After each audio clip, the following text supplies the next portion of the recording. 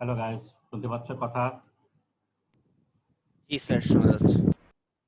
ওকে। আচ্ছা, ক্লাস শুরু হওয়ার আগে আমি তোমাদের অনেকের ইমেল পেলাম। এই ভিডিওর কপিটা তোমরা ওপেন করতে পারছো না। কি তোমরা সবাই ওপেন করতে পারো নাই? কেউ কি ওপেন করতে পেরেছ?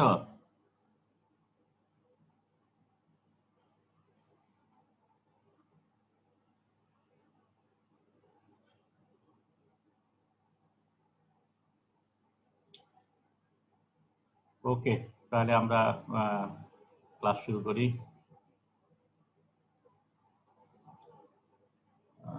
স্ক্রিন শেয়ার যদি দিই।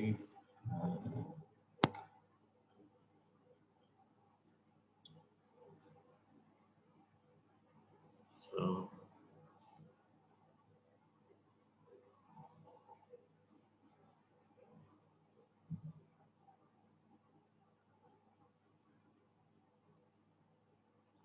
আমাদের আজকের যেটা শুরু করতে যাচ্ছি, দুটো ক্লাস আমরা শেষ করব।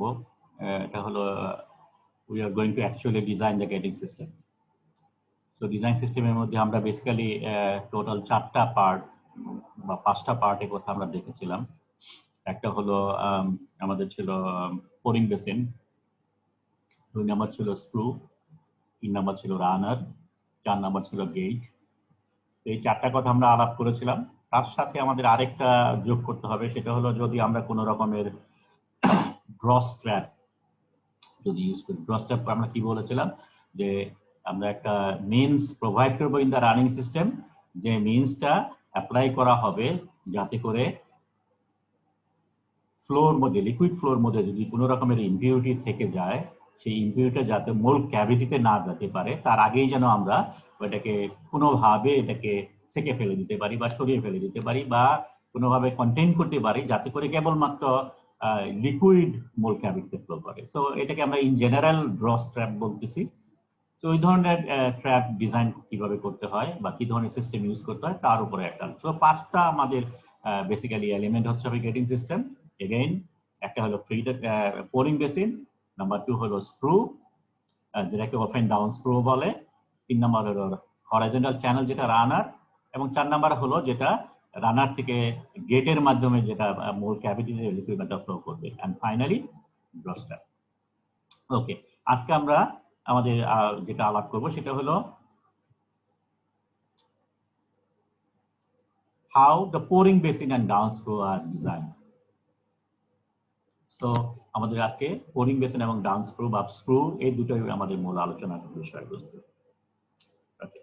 Before going into that, let us remind ourselves that the 6 elements were 6 functions of an efficient gating system. It must be of economy size, যাতে করে কম লিকুইড এখানে ওয়েস্টেড হয়, বেশিরভাগ লিকুইডই যেন মোল্ড ক্যাভিটিতে যায়। So percent yield of the casting should be higher.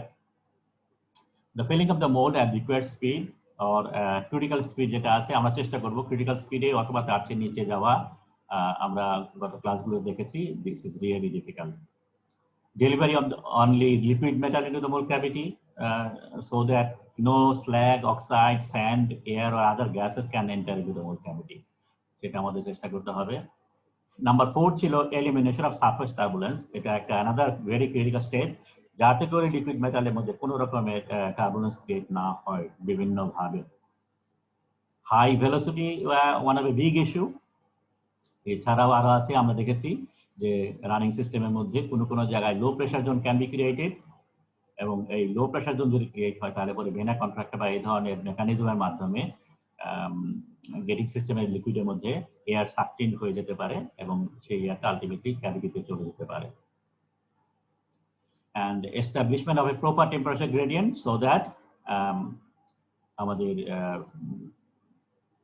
Directional সলিডিফিকেশনটা যাতে আমরা তার বেনিফিটটা আমরা নিতে পারি।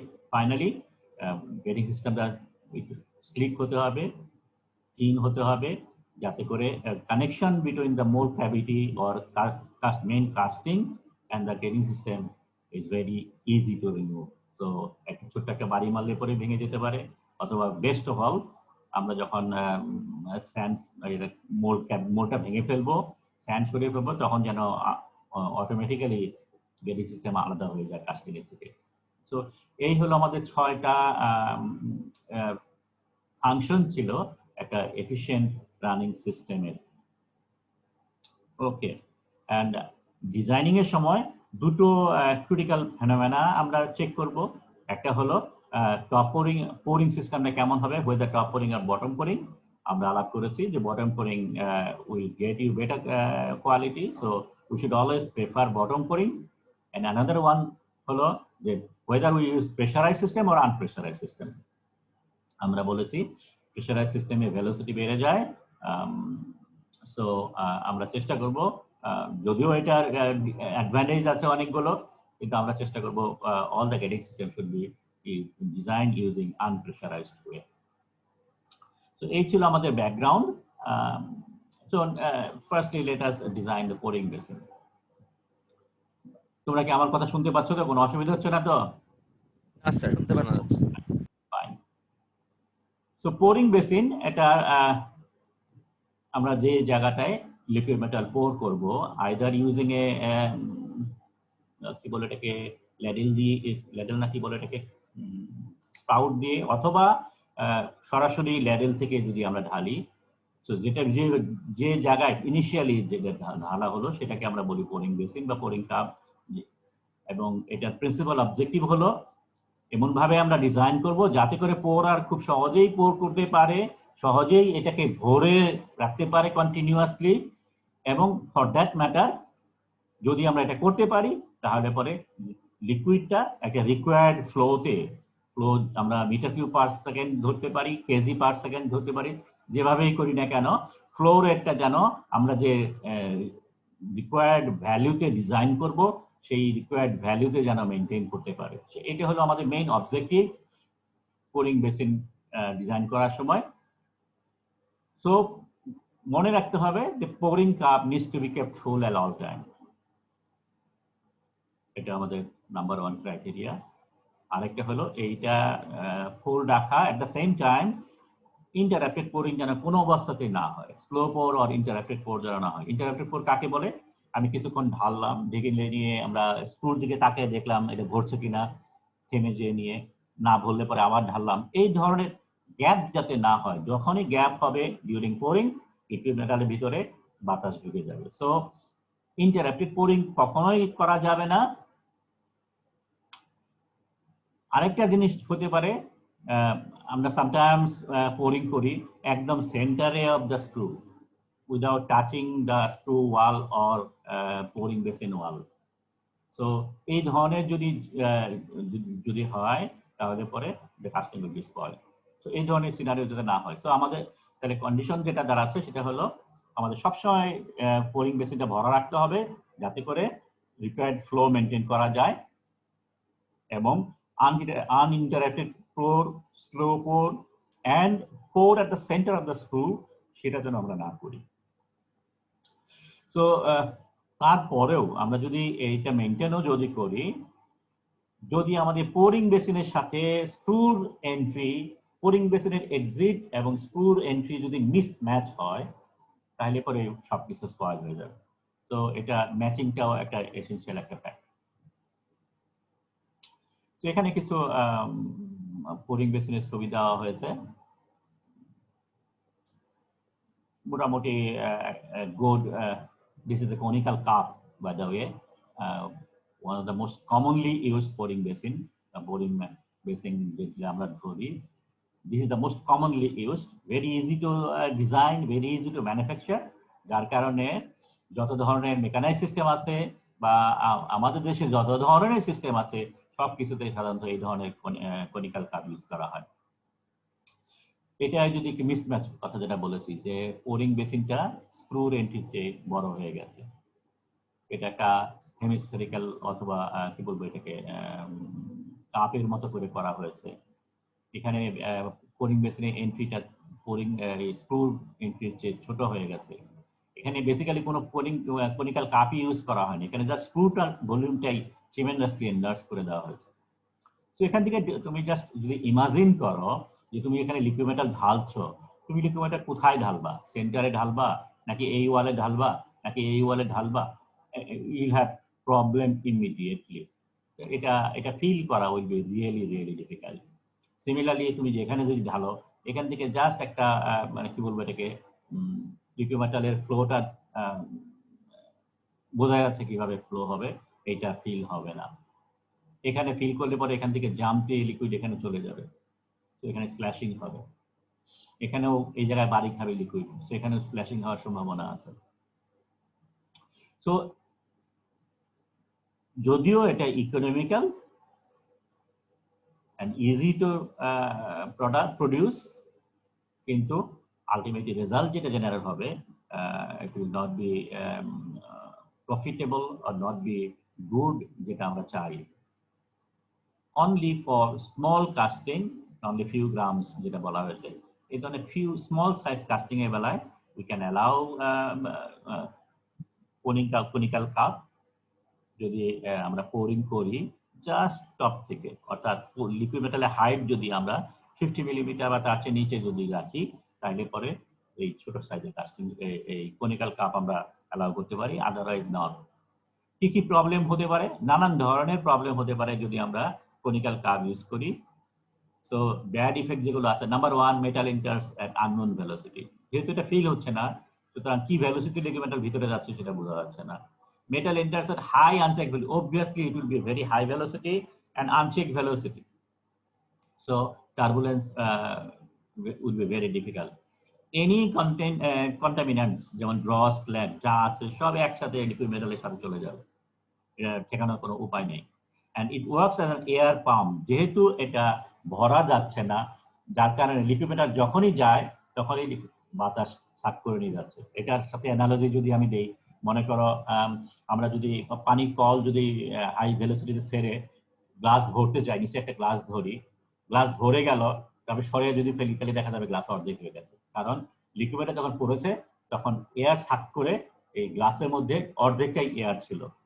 তো এই ধরনের এটা এয়ার পাম্প হিসেবে কাজ করে, যার ফলে গ্যাস এন্ট্রাপমেন্ট বেশি হয়। So this is the most severe and disadvantage of a conical cup. Makes it difficult for the pourer to keep in even full for a small volume. So এটা কখনোই এটা ভরা যায় না, সেটা কথা বলা হয়েছে। Air automatically entrained. Mold cavity fills differently depending on pourer কোন জায়গায় টার্গেট করছে। যদি পোরিং স্ক্রুর মাথা সেন্টারে টার্গেট করে তাহলে একরকম হবে, এক পাশে টার্গেট করলে পরে আরেক রকম হবে। And most susceptible to form vortex. So all these are bad for our castings. As a result, conical cup আমাদের কখনোই ইউজ করা ঠিক না। Instead of conical cup, what we can use is called a pouring basin. This is a pouring basin. Sometimes এটাকে বলে offset basin or pouring bush. আমরা একদম commonly এটাকে বলবো pouring basin, আর আগেরটাকে আমরা বলবো pouring cup বা conical cup যেটাই বলি। ওকে, so this is a offset type pouring basin. Offset কাকে বলা হচ্ছে? স্ক্রুর সেন্টার এবং pouring basin centre different. So this is the offset. আমরা লিকুইড মেটাল ঢালবো এই জায়গায়, নট এই জায়গায়। So এখানে লিকুইড মেটাল ঢাললে পরে লিকুইড মেটাল সরাসরি স্ক্রু ভিতরে ঢোকার চান্স কম পাচ্ছে। So this is the offset type. এই অফসেটটাকে আরো একটু বেটার করা যায় যদি আমরা some sort of step use করি। সো এটা হলো অফসেট উইদাউট স্টেপ, এটা হলো উইথ এ স্টেপ, বাট স্টেপটা এখানে একদম 90 ডিগ্রি অ্যাঙ্গেলে করা হয়েছে, এবং আমরা আগে বলেছি যে আমরা শার্প অ্যাঙ্গেল প্রেফার করি না। সো এর চেয়ে বেটার হলো একটা বেন্ড রেডিয়াস, তো লিকুইড মেটাল ফ্লোটা জাস্ট ফলো করা। So this is not recommended at all. This is not recommended usually, and this is the highly recommended one. So আমরা তাহলে pouring basin যেটা ডিজাইন করার সময় আমরা দেখব it should be an offset one and it should be a proper gradual একটা stepper use করব, যাতে করে লিকুইড মেটাল এখান থেকে ফ্লো অনুযায়ী স্ট্রিমলাইন অনুযায়ী এটা মুভ করে। So এতে বেনিফিটটা কি পাওয়া যাচ্ছে? If you remember this design, এতে সুবিধা যেটা হচ্ছে সেটা হলো যে আমরা এই ভলিউমটা ভরে ফেলতে পারি, ভরার একটা গ্রেট অপরচুনিটি থাকে আমরা ভরার মেকানিজমটা একটু পরে বলছি। তো সুতরাং এটা যদি আমরা ভরে ফেলতে পারি তাহলে পরে আমরা খুব ভেরি ইজিলি নাম্বার ওয়ান টিটা চেক করতে পারি। টি আর বলতে মিন করা হচ্ছে রেসপন্স টাইম, তার মানে কতক্ষণে ভরে সেটা ইউজ করতে পারি। এবং কেউ যদি জানি আমরা ভলিউমটাও ডিজাইন করতে পারি। আমরা যদি মনে করি যে এটা এই মানে 1 সেকেন্ডে ভরে যাবে, অথবা যদি মনে করি এটা 5 সেকেন্ডে ভরে যাবে, তাহলে পরে আমাদের কিউ আমাদের ক্যালকুলেট করতে হবে। ক্যালকুলেশনের মাধ্যমে আমরা কিউ পাবো। তো কিউটাকে রেসপন্স টাইমে ভাগ করলে পরে এটা ভলিউম কত হবে সেটা আমরা ইজিলি ক্যালকুলেট করতে পারি। সো আমরা ফ্লো রেটটা can be maintain by using this simple formula. Okay, so offset দিলে সুবিধাটা কি হচ্ছে সেটা হলো যে it avoids the incoming liquid goes straight down the screw with unchecked velocity and taking with it unwanted components such as the air and rod. So যেটা চাচ্ছে সেটা হলো যে এই অফসেট দেওয়ার কারণে আমরা লিকুইড মেটালকে অন্য একটা জায়গায় ফল করাচ্ছি এবং এটা সরাসরি স্ক্রুর মধ্যে চলে যাচ্ছে না, আনচেক ভেলোসিটিতে চলে যাচ্ছে না, এবং সাথে আনওয়ান্টেড কম্পোনেন্ট করে চলে যাচ্ছে না, কারণ এখানে একটা শার্প বেন্ড হচ্ছে। যখনই বেন্ড হচ্ছে আমরা জানি বেন্ড হলে ভেলোসিটি কমে যায়। ভেলোসিটি কমে গেলে আমরা একটু সময় পাবো, এই small few second pressure time পাবো, যে টাইমের মধ্যে লাইটার কম্পোনেন্ট গুলো আমরা জানি সাধারণত অক্সাইড টক্সাইড যেগুলো থাকে সেগুলো মেটাল এসে লাইটার। সো লাইটার কম্পোনেন্ট গুলো উপরে বেশি ওঠার চান্স পাবে। যদি কোনো গ্যাস লিকুইডের মধ্যে ঢুকে থাকে, বাতাস ঢুকে থাকে, সেই বাতাসগুলো উপরে ওঠার একটু সময় পাবে। দ্য স্টেট যেটা আমরা ইউজ করছি তার মানে একটু উপরের জন্য আমরা লিকুইডটাকে আবার বেন্ড করাচ্ছি। তো প্রথমে নামলো 90 ডিগ্রি বেন্ড হলো, আবার 90 ডিগ্রি বেন্ড করা হলো। তো আমরা আরেকটু সময় দিলাম লিকুইড মেটালকে, যাতে করে সে নিজেকে অ্যাকুমুলেট করতে পারে। যে প্রথমেই যে হাই ভেলোসিটিতে লিকুইড মেটাল ফল করলো, ফল করার পর এখানে যে স্প্ল্যাশিং যেটা হওয়ার চান্স ছিল সেটা যাতে আলটিমেটলি একটু কন্টেইন করতে পারে। So it also reverses the downward velocity to make an upward flow, giving some opportunity for lighter phase to such as slag and bubbles to separate prior entering. And another one, আমরা যখন radius দিচ্ছি, radius দেওয়ার উদ্দেশ্যটাই হলো যে লিকুইডটাকে যাতে smooth streamline ওয়েতে স্ক্রুর মধ্যে আমরা ফল করাতে পারি। So this are the three way আমরা লিকুইড মেটালকে সামহাট কন্টেইন করতে পারি, সামহাট অপরচুনিটি দিতে পারি যাতে করে লাইটার ফেজ গুলো সেপারেট হয়ে যায়। এটা যদিও this are the advantages, few criticism অবশ্যই আছে এই ধরনের পোরিং মেশিনের মধ্যে। নাম্বার ওয়ান, এটা চাঙ্কি সাইজ। আমরা কনিক্যাল কাপ যেটা ইউজ করি সেটা রিলেটিভলি স্মলার সাইজ, কিন্তু এখানে পোরিং মেশিনটা একটু বড় সাইজের হয়েছে। তো এটা যদি আমরা অ্যাকচুয়াল ডাইমেনশন চিন্তা করি, নর্মালি এটা থিকনেস আমরা 50 যদি ধরি একটা নর্মাল কাস্টিং এর বেলায় বা মিডিয়াম সাইজ কাস্টিং এ, থিকনেস হয়ে থাকে 50, এটা উইথ হয়ে থাকে ইউজুয়ালি 100 বা 150 এর কাছাকাছি, এবং এর লেন্থ হয়ে থাকে 200-250 কাছাকাছি। সো একটা চাঙ্কি সাইজের একটা পোলিং মেশিন আমরা ইউজ করছি, অ্যাজ এ রেজাল্ট গেটিং সিস্টেমটা বড় হয়ে গেল। সো এটার ইল্ড অনেক কমে যাচ্ছে। আমরা সামহাট এটাকে কমিয়ে ফেলতে পারি। নাম্বার ওয়ান, এটার যে এক্সিট যেটা আছে সেই এক্সিটটা নর্মালি এই ধরনের থাকে, এতটুকু সাইজে থাকে। আমরা এই এক্সিটটাকে কমিয়ে ফেলতে পারি, এটাকে জাস্ট এই পর্যন্ত কেটে দিয়ে স্ক্রুটাকে উপরে উঠে দিতে পারি, যাতে করে এখান থেকে বেন্ড করে একদম সরাসরি স্ক্রুর মধ্যে ঢুকে গেল। সো পোরিং বেসিনের যে লোয়ার পার্ট যেটা আছে সেটাকে আমরা অ্যাভয়েড করতে পারি। দিস ইজ সাম ওয়ে আমরা এটাকে কমিয়ে ফেলতে পারি। At the same time make it slimmer. তো এই ধরনের নর্মাল যে ডিজাইন আছে সেই ডিজাইনটাকে আমরা রিডিউস করে স্লিম মানে স্ট্রিমলাইন বা স্লিমার ডিজাইন করতে পারি। তো এটাকে আরেকটু ছোট করে ফেলতে পারি। তো এটা দিস ওয়ে সামহাট আমরা পোরিং বেসিনের সাইজ বা ভলিউম আমরা কমিয়ে ফেলতে পারি। আরেকটা প্রবলেম যেটা বলে, আমরা একটু আগেই বলেছি যে স্ক্রু বেসিনের এক্সিট এবং স্ক্রু এন্ট্রি মিসম্যাচ যদি হয় তাহলে প্রবলেম হতে পারে। এই মিসম্যাচটা বন্ধ করার জন্য নর্মালি যেটা করে মাস প্রোডাকশন সিস্টেমের বেলায় এই পোরিং বেসিনটাও মাস প্রোডাকশন করা হয়। ফলে এই পোরিং বেসিনের এক্সিটটা এটা একটু বড় রাখা হয়, বড় রেখে যাতে করে এটা যে কোনো সাইজের স্ক্রুর মধ্যে এটা পড়তে পারে। খেয়াল করে দেখো, অ্যাপারেন্টলি মনে হতে পারে যে এটা ওভার সাইজ হয়ে গেল, ঠিক আছে, এটার এন্ট্রিটা এক্সিটটা ওভার সাইজ হয়ে গেছে, স্ক্রু এক্সিট আছে।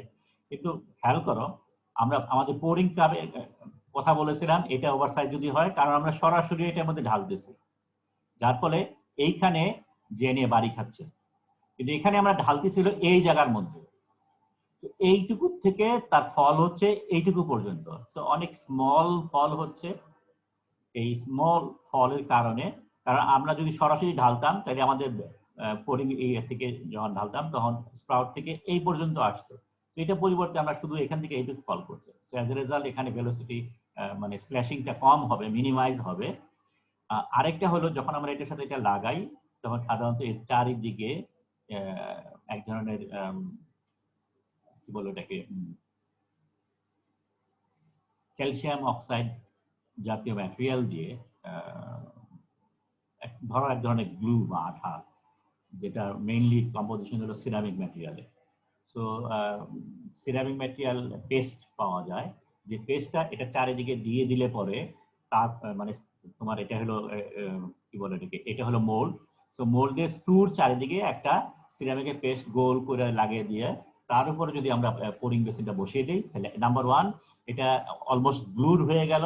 নাম্বার টু হলো এই কানেকশনের মধ্যে কোনো রকমের গ্যাপ থাকে না যে এর ভিতর দিয়ে বাতাস ঢুকতে পারবে, এটা সরাসরি ইকুইপমেন্টে এখানে করতে পারবে। তো এই ধরনের যে মিসম্যাচিং যেটা আছে সেটাকে টু সাম এক্সটেন্ট মিনিমাইজ করা যায়। আরেকটা অ্যাডেড বেনিফিট যেটা, সেটা হলো ইউজ অফ স্টপার। কনিক্যাল কাপের মধ্যে আমরা stopper, this is call stopper, অথবা এই ধরনের এক ধরনের একটু পরে বলছি। তো একটা স্টপার যদি আমি দেই তাহলে পরে অনেক বেনিফিট পাওয়া যায়। নাম্বার ওয়ান হলো স্টপার দিয়ে যদি আমি স্ক্রুর এন্ট্রিটা বন্ধ করে রাখি for some time, liquid metal আমরা পোর করছি, তাহলে লিকুইড মেটাল এখানে ভরে যাবে।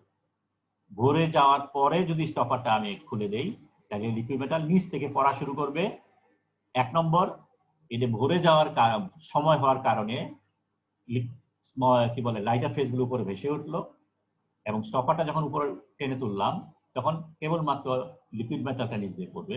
সো স্ল্যাগ ড্রস যেগুলো আছে সেগুলো উপরে ভাসতে থাকবে, নিচ থেকে পিওর লিকুইড মেটাল ভরে যাবে, এবং কোনো রকমের এয়ার সাকটিন হওয়ার কোনো সুযোগ নাই।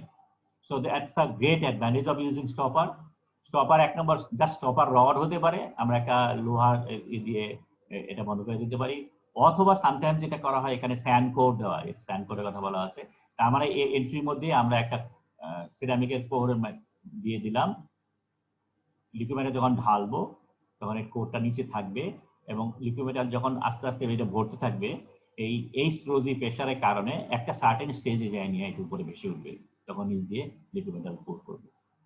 অথবা এই ধরনের একটা ব্যাফেল করে দেওয়া হয়, যাতে এই মাঝখানে একটা ব্যারিয়ার দেওয়া হচ্ছে, আমরা লিকুইড ঢালবো এখানে, তো এটা ঢালার পরে এখান থেকে প্রথমে কিছুটা পড়বে, তারপর এটা যদি আমি পুরাটা বন্ধ করে দিই তাহলে পরে আর পড়বে না। এটা ভরে যাওয়ার পরে এটাকে উপর দিকে উঠিয়ে দিলাম, এখান দিয়ে পড়তে থাকলো। So this is a way using stopper or sand core or ceramic core. এটা যদি স্যান্ড কোর দেই তাহলে এটা ধরে রাখে, মানে এটা জাস্ট আপনি উপরে ভেসে ওঠে। অথবা আমরা যদি অন্য কোনো কোর দেই, এই ধরনের ফর এক্সাম্পল এই ধরনের যদি ব্যাফেল কোর দেই, তাহলে এটাকে আমরা তার দিয়ে লাগিয়ে রাখতে পারি। সবার করতে রড দিয়েই লাগানো আছে, সেটা ম্যানুয়ালি আমরা টেনে তুলবো একটা সার্টেন টাইম পরে। So it ensures that only clean metal is allowed to enter. It greatly improves the filling and reduce fill time by 60%. কেন রিডিউস হচ্ছে ফিল টাইম? কারণ যদি আমরা এটা না দেই তাহলে পরে আমরা মেটাল সাকটিন হয়ে যায়, যার ফলে কম লিকুইড ভিতরে ঢুকতেছে, কারণ লিকুইডের সাথে বাতাসে ঢুকতেছে, তো বেশি সময় লাগবে লিকুইড মেটাল ফিল করতে। অন দ্য আদার হ্যান্ড এখানে যেহেতু শুধুমাত্র লিকুইড মেটাল পড়তেছে, so filling time is reduced. It is a further proof that the system runs much cooler. So যদিও little bit cumbersome, inconvenience, but যদি আমরা এই pouring বেসিনের সাথে স্টপার ইউজ করি, will have maximum benefit. Okay, now let's talk about sprue design. Okay, আমরা বলেছি যে স্ক্রুর কাজ হলো লিকুইড মেটালকে ভার্টিক্যালি একদম lowest part of the running সিস্টেমের মধ্যে নিয়ে যাওয়া, এবং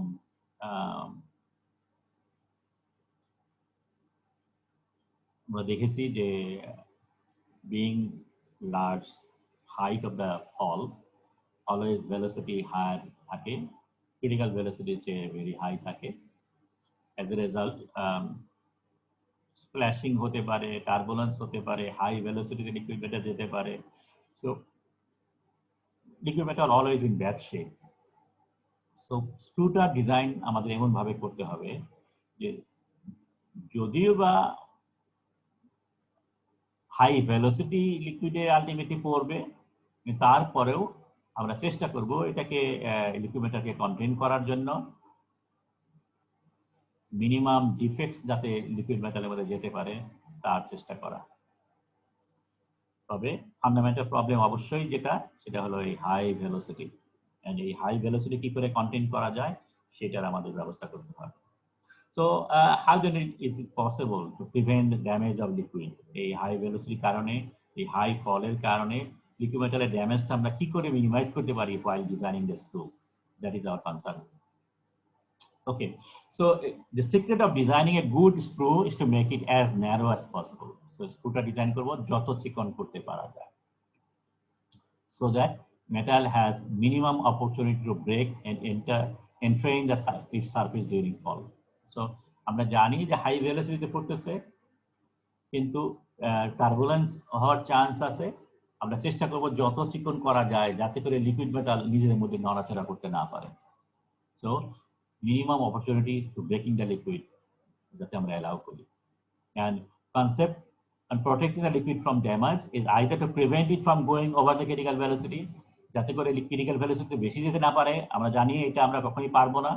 So if the critical velocity has to be exceeded, protect it by constraining its flow channel as narrow as possible. So যেহেতু আমরা critical velocity চেয়ে কম করতে পারবো না, so আমাদের মেইন টার্গেট হলো এটা যত ন্যারো করতে পারা যায়, so that it is not able to jump and splash.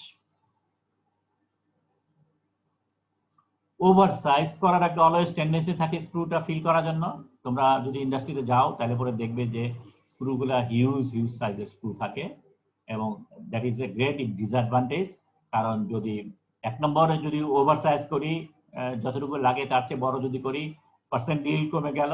দুই নম্বর হলো এই বড় সাইজ করলে পরে যেহেতু লিকুইডের সাথে এই সারফেসের সাথে লিকুইডের কন্ট্যাক্ট থাকবে না, সো কন্টিনিউয়াসলি বাতাস সাকটিন হবে। It takes more time to fill, takes air with the melt, causing severe turbulence and oxide formation. So suffer severe erosion damage. তোমার এই যখন তুমি কাস্টিংটা বের করবা তখন দেখতে পাবা যে এই স্ক্রুর সারফেসটা অনেক ড্যামেজ হয়ে গেছে। যদি তুমি প্রপারলি ডিজাইন করো, স্ক্রুর সারফেস দেখবে it is very shiny, without no কি বলে এটাকে, স্যান্ড এর মধ্যে কোনো অ্যাডহিয়ার করে নাই, একদম সুন্দর স্মুথ একটা স্ক্রু তুমি দেখতে পাবা after casting. So in a correctly sized screw, metal fills quickly, excluding air before any substantial oxidation to occur. So how is that possible to be sure that the screw is exactly the right size? এটা কিভাবে আমাদের সম্ভব? আমরা গত ক্লাসে বলেছি liquid metal যখন ফল করে তখন এই ধরনের স্ট্রিম লাইন থাকে, এই ধরনের একটা হাইপারবোলা ইকুয়েশনে থাকে, এবং এই ধরনের ইকুয়েশন ফলো করে লিকুইড মেটাল যখন মুভ করে সেই জন্য আমরা বলছি স্ক্রুটাকে কি বলে এটাকে টেপার করে দেওয়া, যাতে করে লিকুইড মেটালের সারফেসের সাথে সে ফলো করে। কিন্তু এটা ফলো করা পসিবল না, আমরা সেটাও বলেছি, কারণ আমরা স্ক্রুটা টেপার করি, টেপার করার পরেও দেখা যায় যে যেহেতু এটা ফ্লো চ্যানেলটা হাইপারবোলা, সো এই জায়গার মধ্যে একটু গ্যাপ থেকেই যায়, এন্ড যখন গ্যাপ থাকবে তার মানে এখানের মধ্যে বাতাস থাকবে, সো এখান থেকে কন্টিনিউয়াসলি বাতাস সার্কিন করবে। সো সরি, আমি হাইপারবোলাই বলেছি। ওকে, সো আমাদের তাহলে উপায় কি এটাকে করার জন্য? উপায়টা হলো যে আমরা চেষ্টা করব ডিজাইন যখন করব, স্ক্রু এক্সিটের ডাইমেনশন আমরা বের করব, স্ক্রু টপের ডাইমেনশন মেজার করব, কিন্তু আমরা ডেলিভারেটলি স্ক্রু টপের ডাইমেনশনটাকে 20% বড় করে দেব। 20% বড় করে দিলে পরে যেটা হবে, এটা একটু সরে যাবে, এটা একটু সরে যাবে, কিন্তু এটা ঠিকই আছে। অ্যাজ এ রেজাল্ট এই ফ্লো লাইন যেটা হবে, ফ্লো লাইনটা আরো বড় হবে, ফ্লো লাইন এদিকে চলে যাবে, এদিকে চলে যাবে, কিন্তু আমরা ট্যাপার ঠিকই ঠিক জায়গায় আছে, অ্যাজ এ রেজাল্ট এটা গায়ে লেগে যাবে। সো তাহলে আমাদের ফ্লোটাকে ফলো করা এমন টেপার করব যাতে করে স্ক্রু এক্সিট এটা ঠিকই থাকবে, স্ক্রু এন্ট্রি যেটা যে মিলিমিটার স্কোয়ার বা যে স্কোয়ার যেটা আসে এরিয়া, সেই এরিয়াটাকে আমরা 20% এনলার্জ করে দেব। The taper has to be correct within 20% outlineable. এখানে খেয়াল করো, এখানে ভিতরে যেটা ডাইমেনশন দেওয়া আছে সেটা হলো লিকুইডের ডাইমেনশন। সো লিকুইড ফ্লো করছে, মুভ করতেছে এইভাবে। এখানে স্ক্রুটা করা হচ্ছে রিভার্স টেপার, মানে আমরা বলছি টেপার নিচের দিকে হবে, কিন্তু এখানে টেপারটা উপর দিকে করেছে। সো স্ক্রুর বটমটা মোটা, স্ক্রুর এন্ট্রিটা চিকন। রিভার্স টেপার কেন করে? রিভার্স টেপার মেকানিক যখন আমরা মাস প্রোডাকশন করব ইউজিং মেশিন, তখন রিভার্স টেপারটা করা সবচেয়ে ইজি, অ্যাকচুয়াল টেপারটা করা ডিফিকাল্ট। যার কারণেই সামটাইম দেখা যায় ডিজাইনের মধ্যে রিভার্স টেপার করে। রিভার্স টেপার করলে পরে দেখো কতটুকু খালি জায়গা থাকছে এখানে, এই খালি জায়গাটা বাতাস ঢুকবে। So reverse taper is at all not recommended, কখনোই রিভার্স টেপার করা যাবে না। এটা হলো সিম্পল হরাইজন্টাল, জাস্ট একটা সিলিন্ড্রিক্যাল একটা পাইপ দিয়ে মনে করো আমরা স্ক্রু ডিজাইন করেছি। আমাদের মোল্ড ফাউন্ডেতে যখন এক্সপেরিমেন্টাল করা হয়েছিল, তোমরা দেখেছো কিনা, যেটা জাস্ট একটা কাঠের একটা সিলিন্ড্রিক্যাল বার দিয়ে এটা দিয়ে তৈরি করে, অথবা একটা পাইপ দিয়ে এটা তৈরি করে। এজ এ রেজাল্ট এখানে এয়ার থাকে, সো এখানে এয়ার কন্টেইন করে। তো এটা হলো অ্যাকচুয়াল সিনারিও, ফ্লোটাকে মোটামুটি কন্টেইন করা। আর এটা হলো আমরা ভেলোসিটিটাকে এটাকে আরেকটু বাড়িয়ে দিয়েছি, বাড়িয়ে দেওয়ার কারণে এখানে ভেলোসিটি ডাবল হয়ে গেছে। সো এখানে যতটুকু ডাইমেনশন তার চেয়ে ডাইমেনশন এখানে এরিয়া অর্ধেক করা হয়েছে। সো যাতে করে লিকুইডটা আরো কনস্ট্যান্ট করি, এটা যেন পুরাটা ফ্লো এর সাথে লেগে যায়। এখানে আরো কমিয়ে দেওয়া হয়েছে, এখানে এটাকে 4 গুণ কমিয়ে দেওয়া হয়েছে, যাতে করে কোনোভাবেই লিকুইডটা 1 নম্বর নড়াচড়া করতে না পারে, 2 নম্বর কথা এখানে কোনো রকমের যাতে এয়ার সার্কিট না হয়। এতে করে অসুবিধা যেটা হচ্ছে, ভেলোসিটি এখানে 4 গুণ বেড়ে যাচ্ছে। তো এই জিনিসটা খেয়াল করতে হবে যে বেশি কসাস হয়ে আমরা যেন খুব কম এক্সিট এরিয়া না করি, যাতে লিকুইডটাকে কন্ট্রেন করার জন্য। আরেকটা ওয়ে আছে, কমনলি আমরা এটা করে থাকি, ফাউন্ড্রিতে আমরা দেখেছি, কাস্টিং যদি বড় হয় তখন স্ক্রুর মাঝখান দিয়ে আলাদা করে চ্যানেল নেওয়া হয়, এরকম করে আলাদা আলাদা চ্যানেল নেওয়া হয় যাতে করে লিকুইড কয়েক জায়গা দিয়ে ফ্লো করে। তো এই ধরনের সিনারিও যদি হয়, তার মানে এটা একটা বক্স, এটা একটা বক্স, উপরে যদি কাস্টিং হয় সেটা আরেকটা বক্স, 3টা বক্স এখানে ইউজ করা হচ্ছে, 3টা বক্সের জয়েন্টে দিয়ে লিকুইড মেটাল মুভ করানো হচ্ছে। কোনো সময় হরাইজন্টাল, কোনো সময় এই ধরনের অ্যাঙ্গুলার করা হয়, কোনো সময় উল্টা দিকে অ্যাঙ্গুলার করা হয়, এবং কোনো সময় আনফরচুনেটলি 3টা বক্স যদি মিসম্যাচ হয়ে যায় তাহলে পরে স্ক্রু সরাসরি লাগিয়ে না যায়, এদিক ওদিক সরে যায়। তো এই ধরনের জিনিস অলওয়েজ শুড বি অ্যাভয়েডেড। কোনো ধরনের সাইড এন্ট্রি যেন না হয়, কোনো ধরনের এই ধরনের মিসম্যাচ যেন না হয়, সেটা ব্যবস্থা করতে হবে। Screw should be one screw, যেটা স্ট্রেট লাইন স্ট্রেট মুভ করছে।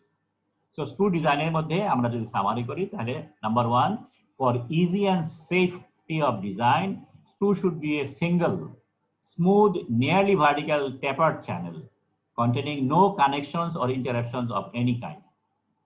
The rate of filling of the mold cavity should be under absolute control with precision. যদি আমরা এইভাবে ডিজাইন করি তাহলে পরে rate of liquid metal entry in the horizontal channel will be controlled by the area of the screw. So যেহেতু নিচেরটা কম, সুতরাং নিচের screw bottom area will be the controlling factor to control the screw liquid metal velocity.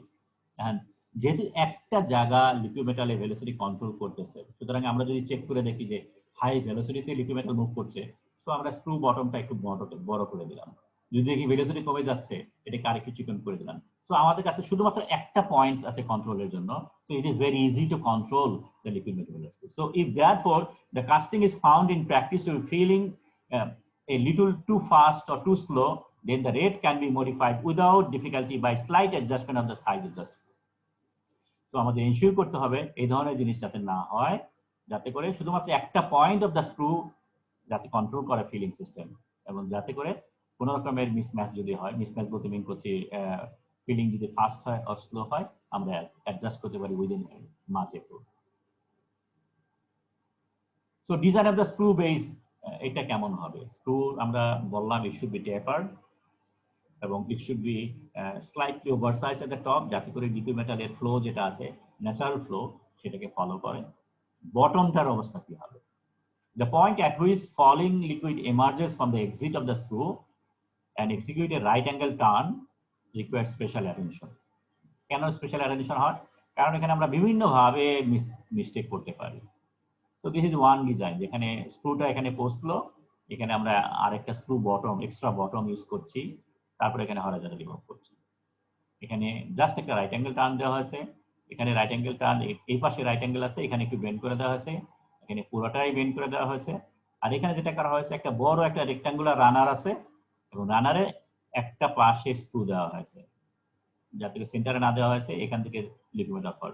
So বিভিন্ন ভাবে আমরা liquid metal move করাতে পারি। This was the much common one ছিল। এখানে উদ্দেশ্যটা যেটা ছিল, আমরা যখন এটাকে লিকুইড মেটাল ফ্লোর করব, নাম্বার ওয়ান এটা সরাসরি এখানে স্প্ল্যাশ করছে, তারপরে এখানে একটা বেন্ড হচ্ছে 90 ডিগ্রি, এখানে আরেকটা বেন্ড হচ্ছে 90 ডিগ্রি, এখানে আরেকটা বেন্ড হচ্ছে 90 ডিগ্রি। সো এই এতগুলো বেন্ড করার কারণে লিকুইড মেটালের velocity will be greatly reduced. So that was the idea while designing the system. এখন প্রবলেম যেটা দাঁড়ালো সেটা হলো, ওকে ওই প্রবলেমটাকে পরে বলি।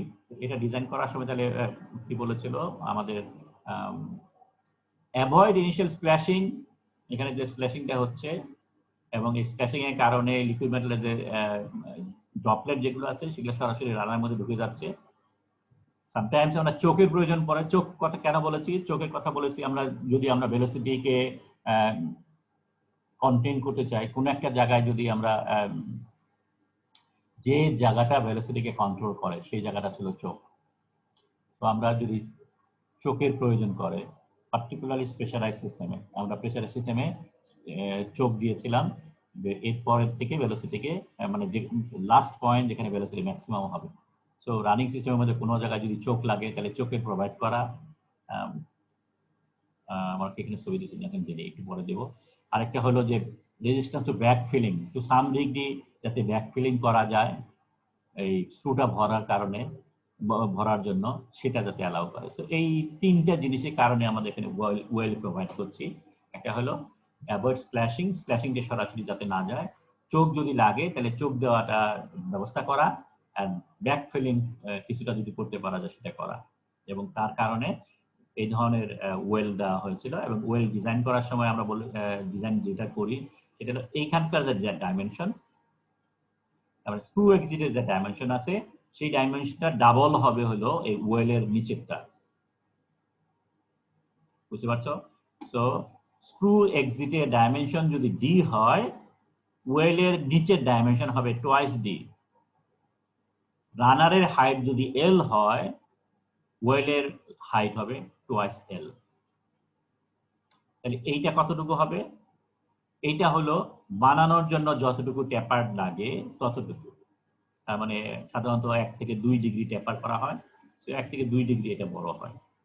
Otherwise this is the design parameter, এইটা ডাবল, আর this is the design parameter, এটা ডাবল। সো সাধারণত এইভাবে স্ক্রু বেসটাকে সাইজ করা হয়। রিসেন্টলি এক্স-রে রেডিওগ্রাফি করে আমরা দেখেছি যে যদি এই ধরনের ওয়েল প্রোভাইড করে তাহলে বেসিক্যালি কোনো লাভ হয় না। লাভ হয় না কেন? The additional volume create an opportunity for additional surface turbulence.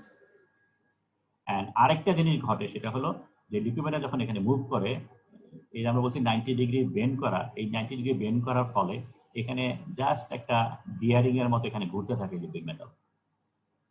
এবং লিকুইড মেটাল ঘুরে ঘুরে যখন এখানে যায়, যার ফলে যখন এটা মুভ করে স্মুথলি ঘুরতে ঘুরতে যখন মুভ করে, ভেলোসিটি বরং আরো বেড়ে যায়। তো এই ধরনের প্রবলেমটা দেখা গেছে। এবং স্ক্রু রানার জাংশন ন্যাচারালি যার কারণে যেটা করা হয়েছে সবচেয়ে ভালো হয় যদি সিম্পল আমরা একটা টার্ন ইউজ করি। এখানে ছবি যেটা দিয়েছিলাম জাস্ট এই ধরনের একটা, forget about this one.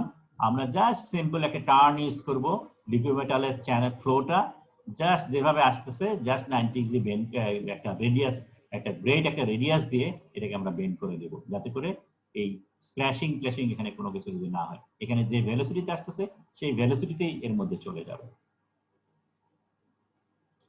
So the high surface tension of the liquid metal assists that in retaining the integrity. So এর মধ্যে কোনো রকমের স্প্ল্যাশিং আর হবে না। Velocity of the metal runner is decreased by friction about 20%. So this is the another benefit. যেহেতু liquid metal move করতেছে, by ফ্রিকশনে normal যে reduction যেটা হয় সেটাও আমরা এখানে অ্যালাউ করছি। ওখানে যে জাস্ট একটা রোটেশনের মাধ্যমে ভেলোসিটি ইনক্রিজ করছে সেটা যাতে না হয়। সো রেডিয়াস আমরা যেটা দেব সেটা কেমন রেডিয়াস দেব? লিকুইড মেটালের ফ্লো সাধারণত এই ধরনের হয়। তো এই সমস্ত জায়গায় নেগেটিভ প্রেসার জোন ক্রিয়েট করে, ভেনা কন্ট্রাক্টর হয়, যেটা নট অ্যালাউয়েবল। তো আমরা যেটা করব যে এইখানকার যে ডায়ামিটার যেটা আছে, তার মানে স্ক্রু এক্সিটের যে এন্ট্রি এক্সিটের যে ডায়ামিটার যেটা আছে সেই ডায়ামিটারেই আমরা চেষ্টা করব বেন্ড করতে। আর সবচেয়ে ভালো হয় যদি রেডিয়াসটা ডায়ামিটারে ডাবল হয়। তো আমরা আর একটা ওয়াইড করে একটা বেন্ড করছি, যাতে করে কোনো রকমের অপরচুনিটি না থাকে এখানে লিকুইড মেটালের ভেলোসিটি ইনক্রিজ করার জন্য। তো সিম্পলি এটাকে একটা গ্রেড বেন্ড করে লিকুইড মেটালের ফ্লোটাকে হরাইজন্টালি নিয়ে যাওয়া। সো আমরা চেষ্টা করব এই ধরনের ডিজাইন করার জন্য পরবর্তীতে। আর চোখের কথা যেটা বলেছিলাম, যে প্রেসারাইজ সিস্টেমে চোখ প্রভিশন দেওয়ার ব্যবস্থা করা হয়, নানানভাবে চোখ দেওয়া হয়। জাস্ট এই ধরনের একটা জিনিস এখানে এক হতে পারে যে পুরো ক্রস সেকশনটা রিডিউস করা, অথবা হতে পারে এখানে এই ধরনের একটা একটু দূরে সরিয়ে নিয়ে একটা রিডিউশন করা। এটা হলো আমরা যদি সাইড ভিউ দেখি তাহলে এই ধরনের বেসিক্যালি জিনিসটা এরকম। সো আমরা যেহেতু প্রেসারাইজ সিস্টেম ইউজ করব না, সেই ধরনের চোখ আমরা মোটেই অ্যালাউ করব না, কারণ জানি চোখ দিয়ে এখানে ভেলোসিটি সবচেয়ে বেশি। সো এখানে যতটা ভেলোসিটি না ছিল তার চেয়ে বেশি ভেলোসিটি এখানে হবে। So it will B A jetting action হবে, হাই ভেলোসিটিতে লিকুইড মেটাল যাবে এবং মোর will damage more the running system of liquid metal flow. তো আমরা এটা সবসময় অ্যাভয়েড করবো। So will not provide any kind of choke in the system, আমরা just simple radius করে নিয়ে যাব। So this is about our today's class. আমরা যদি সামারি করি, এটাকে সরিয়ে ফেলাই, স্টপ শেয়ার। তাহলে আমরা আজকে যেটা করলাম সেটা হলো আমরা পোরিং বেসিন এবং স্ক্রুটাকে ডিজাইন করলাম। পোরিং বেসিন ডিজাইন করার সময় আমরা বলেছি যে সাধারণত most common method, very easy two fabricate, সেটা হলো একটা কনিক্যাল কাপ। ফাউন্ড্রিতে ছোট কাস্টিং এর বেলায় ইভেন কোনো কিছু দিতে হয় না, স্ক্রু যেটা করা হয়েছে সেই স্ক্রুটার মধ্যে দেখবে হাত দিয়ে এরকম গোল করে দিচ্ছে, জাস্ট একটু এরিটা বড় করে দিচ্ছে, একটা কাপের মতো করে দেওয়া হচ্ছে। তো এই ধরনের কনিক্যাল কাপ যদি আমরা ইউজ করি তাহলে এটার অ্যাডভান্টেজের কথা বলেছি, যে এটা ভেরি ইজিলি ফ্যাব্রিকেট করা যায়, ইভেন মেকানিক সিস্টেমে আরো ইজিলি ফ্যাব্রিকেট করা যায়। কিন্তু প্রবলেম যেটা হলো যে আমরা যে লিকুইড মেটাল যেটা ঢালি সেটা সরাসরি স্ক্রুর মধ্যে চলে যাচ্ছে, এবং সরাসরি স্ক্রুর মধ্যে চলে যাওয়ার কারণে আমরা এই লিকুইডের মধ্যে যত রকমের ইম্পিউরিটি আছে, স্ল্যাগ, ব্রস, গ্যাস ইত্যাদি যা আছে সব এটা ভিতরে ঢুকে যাচ্ছে। এটা থেকে বাঁচার কোনো উপায় নেই। এটা এক নম্বর। দুই নম্বর হলো যে এই কনিক্যাল কাপের নেচারের কারণে পোর আর কোন জায়গায় পোর করবে, ঢালবে, টার্গেট করবে কোথায়, এটা কি পোরিং এর স্ক্রুর সেন্টারে করবে নাকি সাইডে করবে? সাইডে করলে পরে এক ধরনের হবে, এখানে বাড়ি খাবে, এখানে একটা এগেইন একটা স্প্ল্যাশিং হবে। সেন্টারে যদি করে একদম সোজা লিকুইড মেটাল স্ক্রুতে চলে যাবে। অ্যাজ এ রেজাল্ট এই কনিক্যাল কাপে তাহলে কোনো পারপাসই হলো না, এটা কোনো কিছু সার্ভ করলো না। তো সরাসরি লিকুইড মেটাল ভিতরে চলে যাবে, বা যেহেতু এটা পুরোটা ভরলো না, কোনোভাবেই এটা ভরবে না, কখনোই ভরতে পারবে না। না ভরতে পারার কারণে সবসময় বাতাস সার্কিং করে ভিতরে ঢুকে যাবে। So conical cup is always should be avoided. শুধুমাত্র দোজ কাস্টিং যেগুলো ভেরি স্মল ইন সাইজ, এবং আমরা পোর করতেছি একদম মানে কনিক্যাল কাপের মাথায়, যেহেতু অল্প লিকুইড লাগবে আমরা একটা কাপে করে নিয়ে জাস্ট মাথার মধ্যে ঢেলে দিতে পারি। So height of the fall is very small, as a result damage can be minimise. তো এই ধরনের ক্ষেত্র ছাড়া বাকি সব কেসে আমরা পোরিং করার সময় conical cup always always always ব্যবহার করব। তো আমরা যেটা ইউজ করব সেটা হলো এক ধরনের পোরিং বেসিন। পোরিং বেসিনের মধ্যে যেহেতু আমরা একটা সাইডে পোর করছি, সরাসরি একটা অফসেট থাকছে, সরাসরি পোর করছি না, সেটা একটা বেনিফিট। আরেকটা হলো যেখানে এখানে আমরা স্টেপ যেহেতু করেছি, as a result liquid metal সময় কিছুটা পাচ্ছে, এই স্প্লিট সেকেন্ড একটা টাইম পাচ্ছে, যে সেকেন্ডের মধ্যে লাইটার ফেজগুলো উপরে বেশি ওঠার চান্স পাচ্ছে। এবং আমরা বাই ইউজিং স্টপার আমরা এটাকে ফিল করার চান্স দিতে পারি যাতে করে স্ল্যাগগুলো উপরে বেশি ওঠে, এবং দেন বাই রিমুভিং স্টপার আমরা জাস্ট লিকুইড মেটাল নিচ থেকে ফ্লো করাতে পারি। তো এটা ভেরি ইজিলি ফুল করা যায়, যার কারণে আমাদের লিকুইড মেটাল কেবলমাত্র লিকুইড মেটাল নিচের দিকে মুভ করার চান্স থাকে। তো আমরা অলওয়েজ চেষ্টা করব পোরিং বেসিন ইউজ করা। যদিও এটা ওভার সাইজ, আমরা এটাকে সামহাট মিনিমাইজ করতে পারি বাই ইউজিং এ স্লিমলাইন ডিজাইন। দেন আরেকটা কথা যেটা বলেছি সেটা হলো স্ক্রু ডিজাইন করার সময় আমরা স্ক্রুটাকে এমন ভাবে ডিজাইন করব যাতে করে লিকুইড মেটালের ফ্লোটাকে এসে ফলো করে, যার জন্য আমরা টেপার ইউজ করব। এবং টেপারে শুধু টেপার ইউজ করলে চলবে না, আমরা মাথাটাকে 20% এনলার্জ করে দেব যাতে করে এক্স্যাক্টলি ফ্লোটাকে ম্যাচ করে। ওভার সাইজ কখনোই করব না, কারণ ওভার সাইজ করলে পরে liquid metal always will be damaged, এবং কাস্টিং এর সাইজ ফাইনাল কাস্টিং দেখে আমরা বুঝতে পারি যে ওভার সাইজ হয়েছে কিনা। বেস যখন আমরা ডিজাইন করব, স্ক্রু বেস ডিজাইন করার সময় মাঝে মাঝে ওয়েল দেওয়ার একটা টেন্ডেন্সি থাকে। আগে সব কাস্টিং আমরা ওয়েল ডিজাইন করেছি, এখন আমরা ওয়েল দেব না, কারণ ওয়েল দিলে পরে দেখা গেছে রিয়েল টাইম এক্সরে করে অ্যাকচুয়ালি যখন দেখা গেছে যে লিকুইড মেটাল ওখানে একটা টার্বুলেন্ট মোশন, একটা সার্কুলার মোশন করে, এবং সার্কুলার মোশন করার কারণেই ভেলোসিটি ইনক্রিজ করে। তো যে ভেলোসিটি নামলো তার চেয়ে বেশি ভেলোসিটিতে এটা আরো মুভ করে। সো দিস ইজ ব্যাড, আমরা এটাকে দেব না। আমরা just liquid metal screw stream line, যে লিকুইড মেটালের লাইন যেটা আছে সেই লাইনটাকে ফলো করবো। সো আমরা একটা জাস্ট একটা বিউটিফুল রেডিয়াস একটা বেন্ড দেবো যাতে করে লিকুইড মেটালের ফ্লো এক্স্যাক্টলি যেভাবে আছে সেভাবে চলে যায়। এবং বিকজ সে ফ্লোটাকে কন্টেইন করা হচ্ছে, ফ্লো যাতে টার্বুলেন্ট হচ্ছে না, সুতরাং বাই ফ্রিকশন ভেলোসিটিকে আরেকটু কমার একটা চান্স থাকে, অপরচুনিটি থাকে।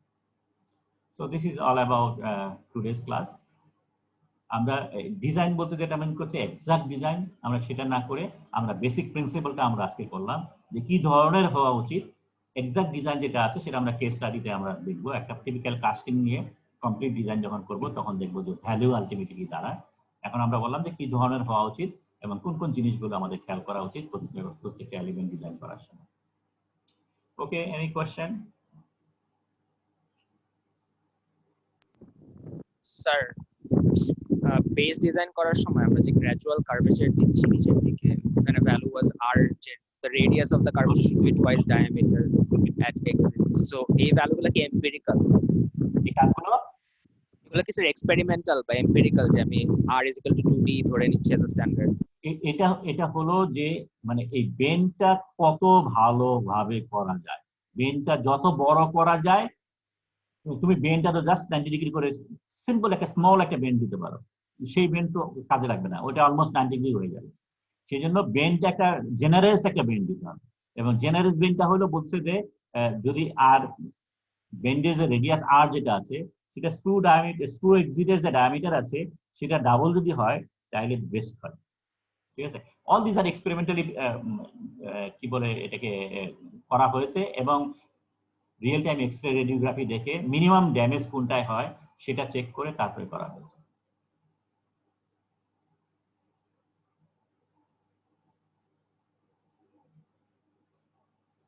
ওকে, তাহলে যদি কোনো কোশ্চেন না থাকে তাহলে আমরা এখানে শেষ করি। স্যার একটা প্রশ্ন ছিল। বলো। স্যার আপনি যে কয়েকটা ডিজাইন দেখিয়েছেন, যে কয়েকটা ফল্টি ডিজাইনের ক্ষেত্রে দেখা যায় যে তোমার কথা শুনতে পারা যাচ্ছে না, কথা শুনতে পারা যাচ্ছে। স্যার এখন শুনতে পাচ্ছেন? হ্যাঁ বলো।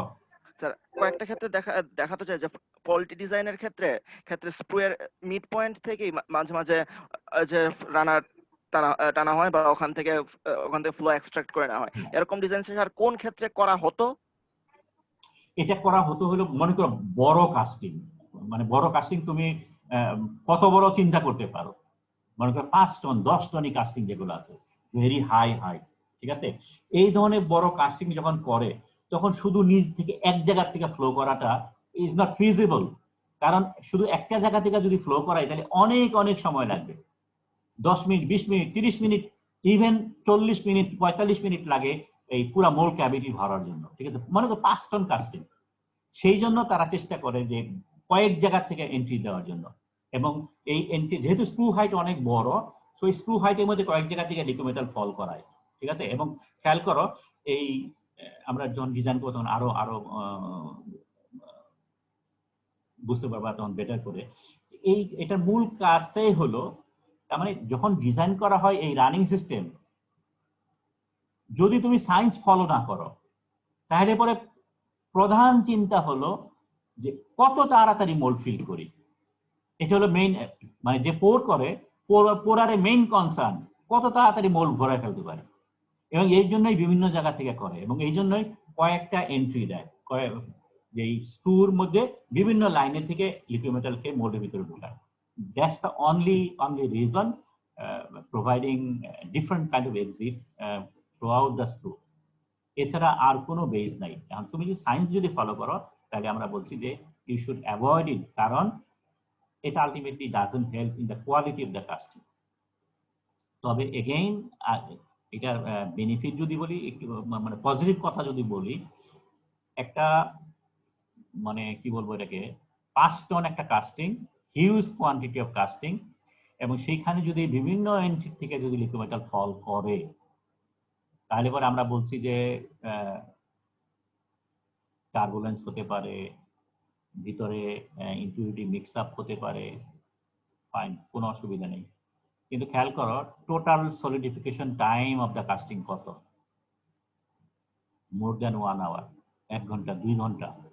সো 1 ঘন্টা 2 ঘন্টা ধরে যদি লিকুইড মেটাল মানে এই লিকুইড অবস্থায় থাকে তাহলে পরে এই যে অক্সাইড, ড্রস, বিভিন্ন ধরনের গ্যাস এটার ভিতরে মিক্স আপ হয়ে যাচ্ছে, সব কিছুরই চান্স থাকে আস্তে আস্তে আস্তে আস্তে ফ্লোট করার, যতক্ষণ পর্যন্ত লিকুইড আছে।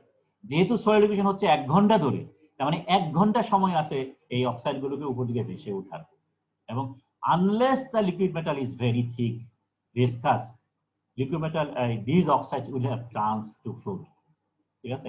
সো এইটা একটা অ্যাডেড অ্যাডভান্টেজ যে বড় কাস্টিং গুলো টার্বুলেন্স গুলো সাম ডিগ্রি সহ্য করতে পারে, কারণ লম্বা সময় ধরে তারা সলিডিফাই হয়, সেটা চান্স থাকে এসকেপ করার জন্য। কিন্তু যদি একটা medium size casting 200-250 KG maximum, এই ধরনের কাস্টিং যদি হয় তাহলে এদের সলিউশন টাইম কম, এবং সেই সমস্ত ক্ষেত্রে টার্বুলেন্সটা গ্রেটলি এফেক্ট করে। এবং ইউ শুড নট ইউজ এই বিভিন্ন ধরনের কি বলে এক্সিট ফ্রম স্ক্রু থেকে এই ধরনের এক্সিট কখনোই যাওয়া ঠিক হবে না, ঠিক আছে। তুমি স্যার বুঝতে পারলাম। বুঝতে পারলাম? ঠিক আছে, তাহলে আজকে আমরা শেষ করি।